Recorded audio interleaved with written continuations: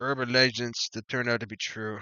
Channing scares. It's really You scary. you Yo. don't have to West highlight Hobart it, Haunted. bro. We see it. We see the title, You bro. know, people just behave for anything, bro. You know, there might be blind people. There might be like illegally blind. You don't know. You know, Sarah, maybe you had a bad day, right? Exactly. There might be Asians. No, there might be Asians watching. West Hobart Haunted House. West Hobart is an inner city suburb located in Tasmania, Australia. Over the years, dozens of allegations of supposed hauntings, ghost apparitions, and other paranormal activity have been. Hey, Sarah, do you believe in ghosts? Yes. Okay, so you had a ghost like encounter. No, but But yes.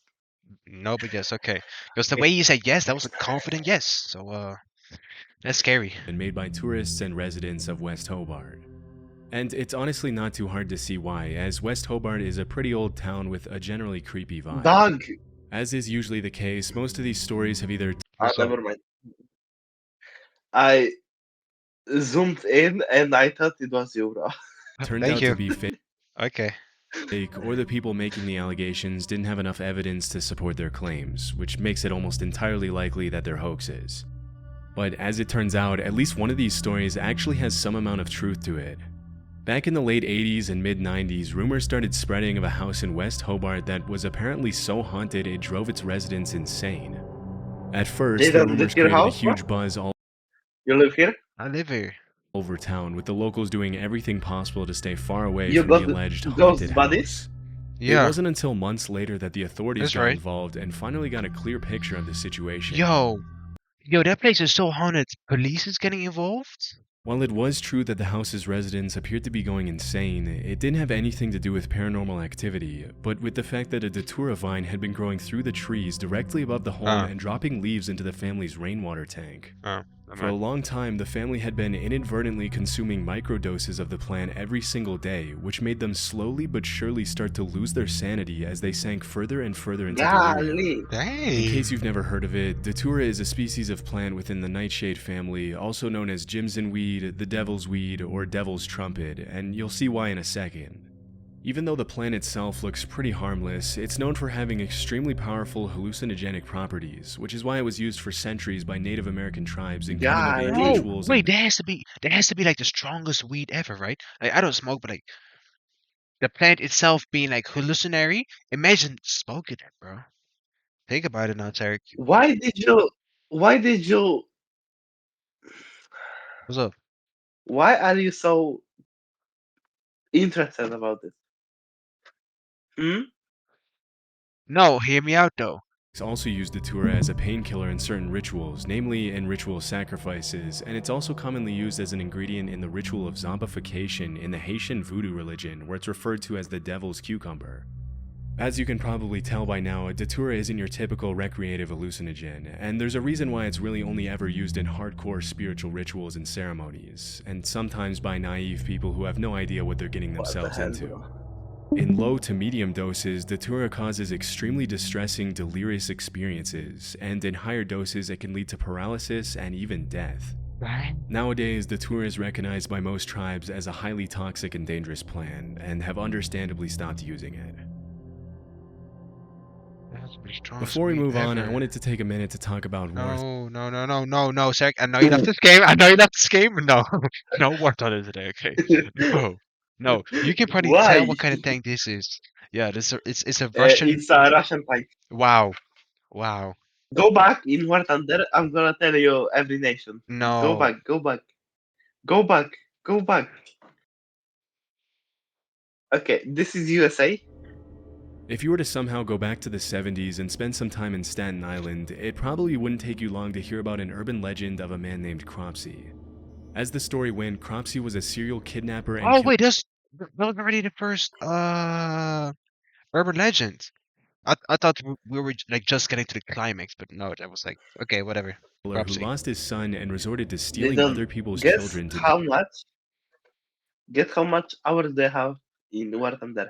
You probably have about 180. I have 536 hours. According to the legend, Cropsey also had a hook for a hand, scars, burns, and open wounds covering his entire face and body, and a generally horrifying appearance. Considering the mass areas of uninhabited woodlands, it's not all that unexpected that a tale like the legend of Cropsey would make it into the mainstream culture at some point. Unfortunately, this wasn't just a tall tale made up by Staten Island parents to keep their kids from venturing too far into the woods and getting lost. Although the legend has some obviously made-up elements, such as the hooked hand and the horrifying scars and burns, at some point in the early 70s, children in Staten Island really did start disappearing. That's when the line between legend and reality started to blur, and the story of the real Then Cropsey why are you immediately taking the replaced the children, bro? Huh? Why? Why are you taking them, bro? Oh, you're funny, huh? urban legend. Yep. This is the I'm real just saying. story. I'm just saying. Andre Uh-huh. Rand was a man Sarek, that's you? That's probably your granddaddy. I'm sorry. I take it back. I take it back. I take it back. I take it back. I take it back. from Manhattan who was born in 1944 and moved to Staten Island in the late 60s. After working for 2 years at the infamously brutal Willowbrook State School for Children with Disabilities, Rand was arrested in 1969 and served over a year in prison for the attempted attack of a 9-year-old girl. What the hell? As Holy soon as he was Caroline, released bro. 16 months later, reports started cropping up of more little Hey, 9-year-old you look girls. like the guy from what is it called? Mall Cop. What's his name again? This guy looks like Homer Simpson, you know? His chin. Or Peter Griffin. Peter Griffin. Peter Griffin. Peter Griffin, exactly. With the chin, bro. Yeah. As With soon that as he was big released chin. 16 months later, reports started cropping up of more little girls disappearing all over Staten Island, including 5-year-old Alice Pereira, who was playing in her building's lobby when Golly. she suddenly disappeared without a trace. That's scary. Over the next decade, Rand was the prime suspect in the disappearances and deaths of several other young girls in the area. Yo, what's up with this picture though? I'm not even. If I find them, I'm running away, bro. Nah, that's I'm not- scary. But it wasn't until 1983 when he picked up 11 Man, kids that's from a sad, though. local YMCA and brought them fast food Golly, before taking 11. them to the airport that he was finally arrested and sentenced to 10 months in prison again. What is 10 months? Throughout the 70s and How many- 80s, dozens of young kids years? disappeared in Staten Island, and although Rand was often the last person to be seen with them, there was ultimately never enough evidence to put him away for a long time. I would have just put a hit on him. If he's already Bro. getting caught taking girls, shoot him. Shoot him. Bro, be honest, 1969. The cops were useless in that time. I guess. They were. Bro, just shoot his ass. Get rid of him. In GTA. For many years, he would often be seen hanging around young kids, going on walks with them, and even taking them to lunch and dinner Shoot with his him at ass. local restaurants. After years of letting him walk the streets as a free man, police would finally have a breakthrough in the case in 1987 when they found undeniable evidence that Rand had been behind the disappearance and murder of Jennifer Schweiger, a 12-year-old Finally, girl with bro. Down. Oh yeah, of course. He worked at like the disability school, so that's why she's looking like this. Man, I called it a nightmare. That's messed up. That's messed up. Shit, bro. That's messed up. That's messed up. That's so messed up. No, because the picture looked terrifying. Okay, just shut up, bro. Okay, yeah, Just dude, shut up. In 1988, he was sentenced to 25 years to life, and while he was behind bars, more and more evidence was found that tied him to several other disappearances in Staten Island in the 70s and 80s. Unfortunately, he was only charged with one additional major crime in 2004, which was the kidnapping of Holly Ann Hughes, thanks to which he will Golly. spend the next 13 years behind bars until 2037. If he lives that long, he'll be 93 by the time he gets out. Someone will shoot him. Someone The Maine will. Hermit. The Kennebec Valley is one of the most beautiful regions in Maine, with over 5,000 square miles of forests, rolling hills, and natural paradise surrounding the Kennebec River. Many cabin owners of the North Pond area in the Kennebec Valley have described the area as the most peaceful place on Earth. But it hasn't always been that way. All throughout the 80s, 90s, and early 2000s, there were reports of over 1,000 break-ins in the North Pond cabins. Dang. For decades, nobody knew who was responsible for the thefts, especially since they were always carried out when there was no one home. As the cabin owners soon noticed, the break-ins seemed to follow a pattern, always peaking in the days before Memorial Day and after Labor Day. As for the stolen items themselves, they ranged from food to cooking utensils to books to propane tanks to toiletries of all kinds. In the absence of a concrete suspect, the locals eventually named the thief the North Pond Hermit, even though by this point there was nothing to suggest the break-ins were being carried out by a single person. Although it wasn't uncommon for groups of homeowners to venture out into the woods to try to find the North Pond Hermit, they never found a trace, which only added to the legend's mystery. One afternoon in 2002, 100 people attended a North Pond homeowners meeting, and when someone asked how many of them had suffered break-ins, almost all of them raised their hands. As you can probably guess, the North Pond Hermit quickly turned into somewhat of a boogeyman, with the legend frequently being shared over campfires in the area. For years, nobody thought that the person or people behind the break-ins would ever be found. But in April 2013, a man named Christopher Thomas Knight was arrested in the middle of the woods in the North Pond area by an officer who had made it his sole mission to bring the thief to justice. As soon as he was brought to the police station, the cops asked him why he wasn't answering any of their questions. At first, it seemed as though he was having trouble speaking, but eventually he responded that he was ashamed of himself. As it was later revealed, Christopher had been living out in the middle of the woods by himself in an unheated nylon tent, surviving only on the things he stole from nearby North Pond cabins. Get a job. Steal some water, clean yourself, take a shower, and apply for a job. Shockingly, he had survived winter temperatures of 20 degrees below zero for years and hadn't been to a doctor or taken any medicine for 3 decades. What's most incredible about the hermit's story is that for the entire time he lived in the woods, he didn't have a single conversation with another human being, except for one time when he ran into a hiker and only said hi. Understandably, Chris had lost interest in keeping track of time, so when he was asked how long he had been in the woods by himself, he replied, since the Chernobyl nuclear meltdown, which took place in 1986. As investigators later found out, he was 20 years old when he decided to become a hermit, just a couple of years after high school, although he never gave the authorities a real reason why he decided to disappear. In all his years of isolation, he went to extreme lengths to preserve his privacy. He never lit fires, only moved at night, and hadn't had any kind of communication with the rest of society for more than half of his life. That's sad, He'd never driven a car, sent an email, or even known what the internet was until his arrest. Interestingly, as the cops dug deeper and deeper into his story, they realized that his only real possessions were his glasses, which he had been wearing for 30 years and could even be seen in his once high school yearbook picture from 1984. Everything else, down to his underwear and jacket, had been stolen. After the investigation, Knight was sentenced to 7 months in prison, after which he once again disappeared. According to the cops, he's now living a quiet, peaceful life in rural Maine. Oh, this is weird. This is it's interesting. Purple Aki. Throughout the late 1980s and 90s, rumors of a massive bodybuilder called Purple Aki began to surface in the northwest of England. According to the allegations, Purple Aki would supposedly walk the streets of Liverpool hunting down young muscular men and rugby players and oddly ask them if he would let them feel their muscles. What the hell? If they complied, he would allegedly squeeze their muscles for much longer than was considered socially acceptable and would then ask them to perform squats so he could feel their quad muscles. Some teenagers reported Bro, this is pre-Diddy. There's the Diddy before Diddy. That Purple Aki even went as far as to ask them to pose for him and often offered exercise and nutrition advice for those who gave him the time.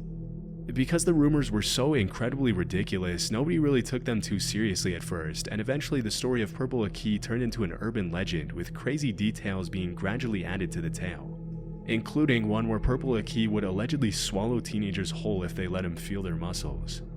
But as time went on, it became clear that Purple Aki wasn't just a made-up character created by bored teenagers looking to get some laugh from their friends, but a real person named Akinwul Arobic. Aki was often seen traveling across England by train carrying a plastic bag and asking young men if he could feel their muscles. Naturally, this made a lot of people uncomfortable, and it wasn't uncommon for Aki's face to be featured in local newspapers after several encounters with the law. Most of the accusations against him were related to his creepy behavior around teenage boys, but around 1986, the story of Purple Aki took a really dark turn. Early that year, 16-year-old Gary Keller was walking home from school when he ran into Purple Aki, who immediately asked to feel his muscles. Freaked out by the weird request, Gary said no and ran away. Later that same year, Aki followed Gary to a local outdoor swimming pool, and when the teenager noticed, he ran to New Brighton train station and jumped onto the railroad tracks to get away from Aki. Damn. Sadly, the story ended in tragedy, Exactly, because shit is on electricity. as Gary was accidentally electrocuted by one of the rails. Dang. Considering the whole thing happened because Gary was being chased, Purple Aki was convicted of involuntary manslaughter, charged with harassing 14 different teenage boys, and sentenced to 2.5 years in prison. In 1988, Aki filed an Only 2.5. I guess, cause yeah, I don't know. That's kind of low though. appeal and complained that the only reason he had been convicted was because he was black. Dang. Ultimately, the judges agreed there wasn't enough evidence to prove Aki had been directly responsible for Gary's death, and believe it or not, he was freed and awarded £35,000 in compensation.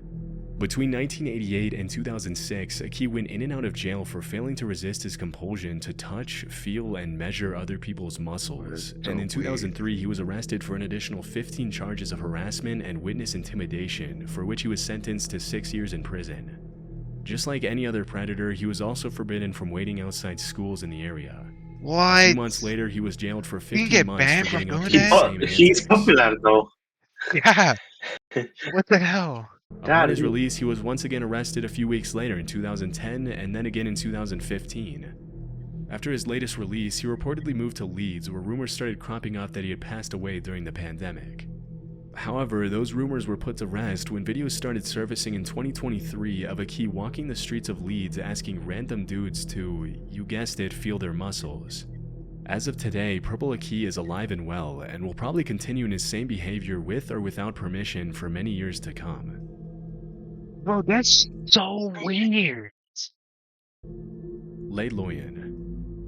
According to a Swiss urban legend, people have allegedly been running into a mysterious human-like figure in the Fribourg forest in the western part of the country near the town of Mals since the early 2000s.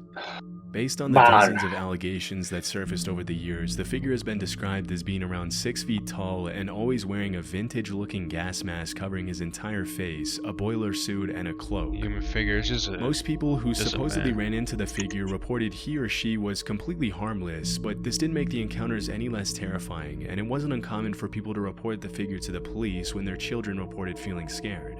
Exactly. As expected, it didn't take local residents long to start adding their own crazy twist to the story. Hey, this road has claiming some that the real figure was the weird ghost of a amputees, bro. Mexican It's state crazy. soldier, while other popular theories assured it was an alien. For a while, the story was classified as an urban legend, and the mysterious humanoid was given the name Le Loyen, also known as the Ghost or the Hermit of Mals.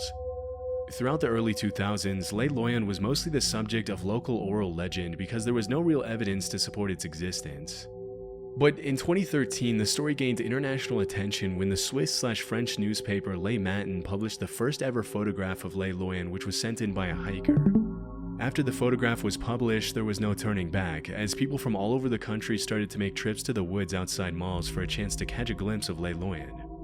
The last known sighting of Le Loyen took place in June 2013 when a local woman named Marianne Desclous saw the figure clutching a bunch of flowers as she was walking outside. Later that year, Le Loyen's clothes were found in the middle of the woods along with a wooden note titled The Death Certificate and Will of the Ghost des Mals. In the letter, Le Loyen accused the media of having murdered a harmless being by revealing its existence and turning him into a circus freak. The letter also mentioned that due to the unwanted attention, Le Loyen had to abandon its daily walks, which were referred to as happiness therapy in the letter. After the cryptic note was published in the newspaper, many people concluded that Le Loyen had taken its own life, although this has never been confirmed. As of 2024, nobody has ever seen Le Loyen's true face, and many people have theorized that the figure was possibly a woman with a facial disfiguration who didn't want people to see her, which is supposedly why she wore the gas mask. Oh, that could be But true. this line of reasoning But it's just weird though, 'cause it's gonna creep out gates, and walking around like this in the middle of the night. Come on, bro. will probably remain unconfirmed forever. The Dang. Bunny Man. In the early 70s, dozens of locals started reporting that a man dressed up as a bunny had started haunting the residential neighborhoods around DC, Maryland, No, I would kick his ass if you were to do it to me, bro. My family, I would kill. and Northern Virginia. Although dressing up as a bunny in itself seems pretty harmless, what made the encounters a little scarier was that Bro, he just said he was chasing people. haunting the residential Haunting. neighborhoods around DC, Maryland, Oh, no, and Northern that Virginia. was like chasing people. Although dressing up as a bunny in itself seems pretty harmless, what made the encounters a little scarier was that the guy would allegedly threaten children on the street with an I would kick his ass. axe and frequently vandalize people's property for no apparent reason. Even though sightings of the so-called bunny man were pretty rare, they seemed to follow a pattern, as the man usually Is in the U.S. Shoot his feet. Shoot his bunny feet, so he can never do this again. appeared in secluded locations where there weren't a lot of witnesses. The story itself has a lot of elements of a typical urban legend and is kind of hard to believe, but through my research I found that it's all loosely based on a true story. In 1970, a couple was parked in a driveway close to a bridge on Colchester Road in Fairfax County when suddenly a random guy appeared out of nowhere, yelled at them for allegedly trespassing, and threw a hatchet at their car. Terrified, the couple left the area immediately before they had a chance to get a good look at the guy. As they reported the incident to the police, they mentioned the guy had been dressed in light-colored clothing and may or may not have been wearing something white on his head. Although the couple never mentioned anything about a bunny in their statement, as soon as the story hit the news, people started claiming that the hatchet thrower had been wearing bunny ears. Pretty soon, rumors of a man in a bunny suit threatening kids in the woods with a hatchet started surfacing all over the DMV area, and as the years went by, the stories got wilder and harder to believe. Over time, the legend of the Bunny Man has become pretty mainstream, with the bridge on Colchester Road even being renamed as Bunny Man Bridge. As of the uploading of this video, the legend has now been standardized and goes something like this. In 1904, there was allegedly an asylum close to the bridge on Colchester Road. As soon as it was built, a bunch of Fairfax County residents started complaining about the idea of having an asylum full of mental patients so close to their homes, so the authorities supposedly put all the patients in a bus and transferred them to a nearby prison. But on the way to the prison, the bus crashed and all the patients escaped. As the story goes, a few hours later the cops had successfully located and brought back all the patients except for one guy by the name of Douglas Griffin. Bunny Man. This is where the legend gets a little weird. Allegedly, the fugitive patient hid in the woods from the authorities for weeks. As the days went by and the cops did everything to find him, rabbit corpses started to appear in the middle of the woods, which led everyone to believe Douglas was eating bunnies to stay alive. Authorities for weeks.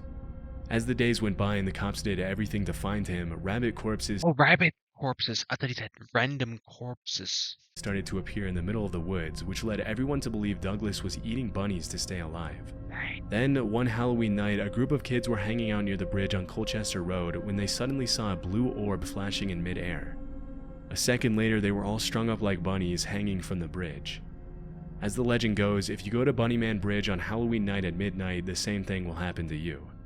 Obviously, none of this is true, but it just goes to show how much of an impact the story of the Bunny Man has had on mainstream Virginia, DC, and Maryland culture. Nowadays, there's even Bunny Man t-shirts, a Bunny Man horror movie franchise, Bunny Man beer, and everything in between. Needless to say, the area surrounding the railroad overpass near Fairfax Station is now a major attraction for both tourists and locals alike, and will probably remain that way for many years. That's some scary stuff. That's some scary stuff. Let's grow, get your